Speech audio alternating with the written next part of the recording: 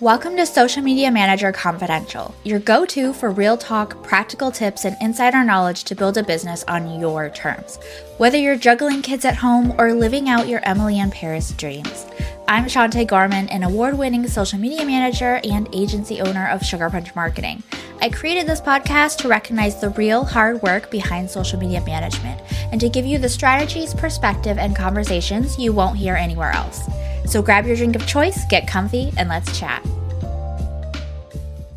Hey, it's Shanté, and today we're talking about social media analytics reports that don't make your clients' eyes glaze over.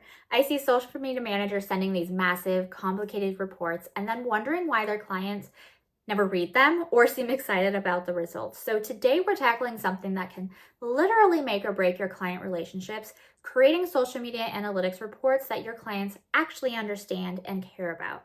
If you're a social media manager who's ever sent a beautiful report only to get radio silence in return, or that dreaded, so what does this all mean email, this video is going to change your reporting game completely. I'm sharing exactly how we handle reporting at Sugarpunch Marketing, including which metrics actually matter to your clients, and hint, it's not the ones the platforms push, a simple framework for reports that tell a clear story. Most social media managers are creating reports for themselves, not their clients. And I made this mistake when I first started my agency. I'd pull every possible metric, followers, likes, comments, shares, saves, reach, impressions, and pack them all into a document thinking more data equals more value. But what actually happened is that my clients would either glance at it for 2 seconds and never mention it again, come back with a million questions because they didn't understand what they were looking at, and worst of all, start questioning whether social media was even working. It's like when someone asks, "How was your day?" and you hit them with a 45-minute monologue about every single thing that happened.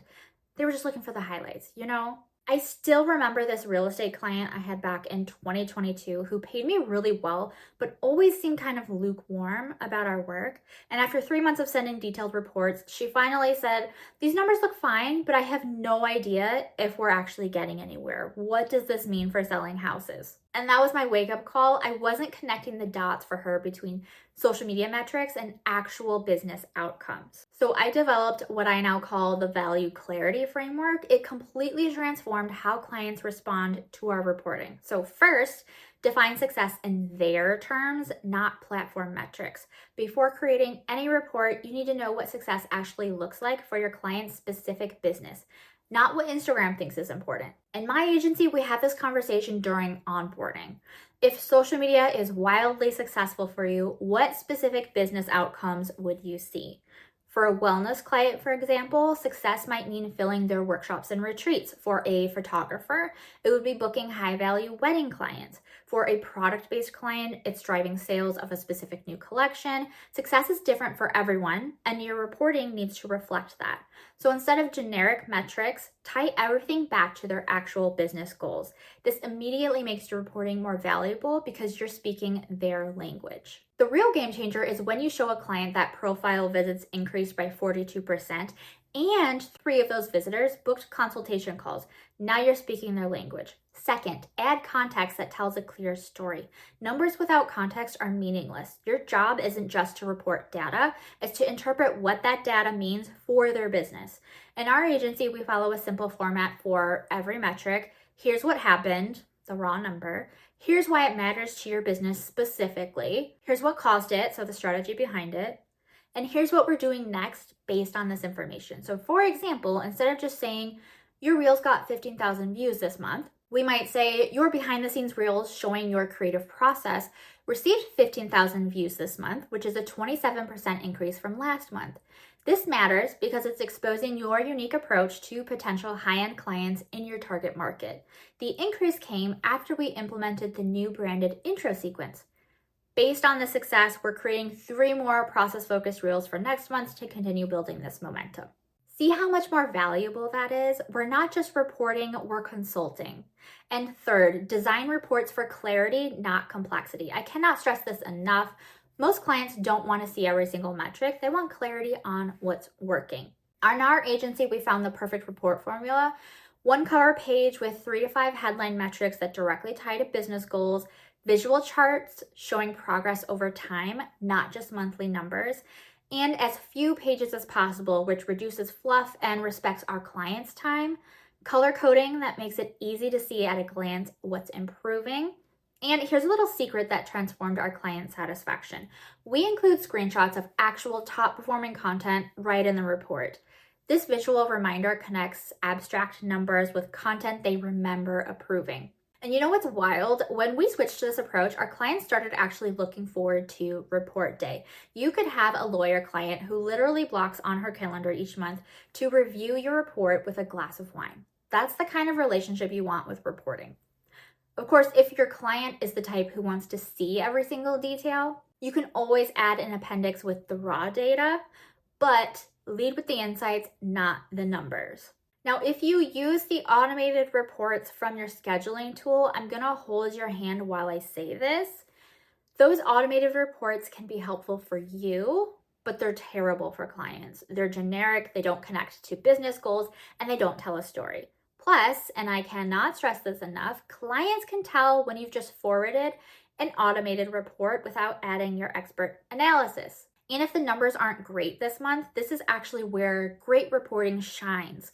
Anyone can share good news. The pros know how to contextualize challenges. When we had a client's engagement drop 18% during a platform algorithm change, we didn't hide it. We explained what happened, showed industry-wide trends for context, and outlined our specific adaptation strategy. That transparency actually increased their trust in us. If you don't have time to create custom reports, I get it. Reporting can feel like it takes away from actual social media work. But here's the reality. Without good reporting, clients can't see your value, which means they're more likely to cancel when budget gets tight. It's worth the investment. Now let me walk you through exactly how we handle reporting at Sugarpunch. We use a custom Canva template for each client that's branded with our colors and logo. This immediately makes the report feel like it's part of their experience with us, not some generic social media thing. We pull data at the same time each month using a combination of platform analytics, Metricool, and Google Analytics. We analyze the data before creating the report, and we ask ourselves, what story is this telling? What's working? What needs adjustment? We create the report with 3 distinct sections: performance highlights tied directly to business goals, content analysis showing what resonated and why, strategic recommendations for the upcoming month. So here's what transformed our client retention. We record a quick 5-minute walkthrough video explaining the key insights and recommendations. Clients absolutely love this personal touch. We send everything in a single email with a clear subject line and bullet points summarizing the wins in the email body. The whole process takes us about 90 minutes per client each month, which might sound like a lot if you're used to just forwarding automated reports. But our client retention is over 80%, and reporting is consistently mentioned in our client testimonials as a reason they stay. That's a pretty good ROI on 90 minutes if you ask me. So if you're thinking this sounds great, but it would take me forever, I totally understand, and that's why I created the monthly Insights Results Report template that's available in our shop. It's the exact template framework we use for our clients, just without the specific branding. It includes all the sections I mentioned, which with guides for what to include in each. It will literally cut your reporting time in half while making your reports twice as effective.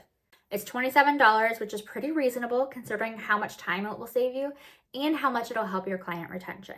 You can use it for 1 client or 20, and you can completely customize it to match each client's branding or your own branding. And I use this for all my done for you accounts. And like most of our templates, it comes with a video tutorial showing you exactly how to use it.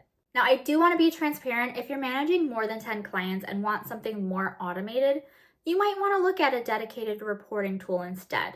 But for most social media managers with 1 to 10 clients, this template is perfect. Now remember, reporting isn't about proving that you're busy. It's about proving that you're effective. Connect everything back to business outcomes, not just social media metrics. Your clients are not social media experts. That's why they hired you. It's your job to translate metrics into insights that they actually understand and care about. And finally, great reporting is what separates professionals from hobbyists in this industry. When you can clearly show the value you're bringing, price becomes much less of an issue. Now, I'm curious, what's your biggest struggle with client reporting? Drop it in the comments, and I might cover your specific question in an upcoming episode. If this was helpful, make sure to engage, subscribe, follow, turn on notifications, all of the things so that you don't miss future social media manager tips. The algorithm gods love that stuff, and honestly, I'm only human, and so do I. And if you're really serious about leveling up your reporting, check out my advanced skills bundle, which includes this reporting template, plus my content design, metrics and reporting, and marketing strategy masterclasses. It's literally everything you need to stand out as a premium social media manager. You know where to find all the links. Thanks for hanging out, and I'll see you next time. That's a wrap. If you loved this episode, leave a review wherever you're listening. It helps more social media managers find the show, and every month I'm gifting one reviewer a free class, template, or bundle. Screenshot your review, post it to your Instagram stories, and tag me at Sugarpunch Marketing for a chance to win. Need more support? Come hang out in the free SMM lounge, grab my best freebies, or check out my masterclasses and templates. It's all linked in the show notes. Thanks for listening, and I'll catch you next time.